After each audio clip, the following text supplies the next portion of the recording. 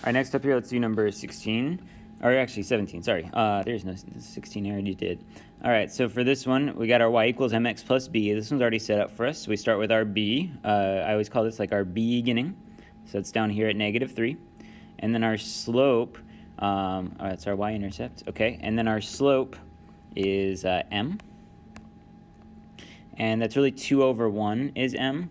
Usually we want the slope as a fraction, so we're going to do 2 over 1. So up 2 over 1, up 2 over 1, and that pattern just continues. So we can draw our line just like that. All right, same idea here for number 18. So we got -1 is our y-intercept, and so we'll draw that right there. And then our slope is down 4 over 5. It's our m, so down 1, 2, 3, 4 over 5. So that'll be our next point, and there is our line. All right, next up, number 19. So our y-intercept is +1, so we're going to go up 1. And then our slope is 4 over 5.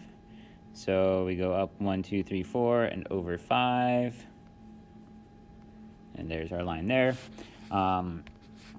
Okay, and then so in the last one here, our y-intercept is -2, so we'll go down 2, and then down 1 over 4.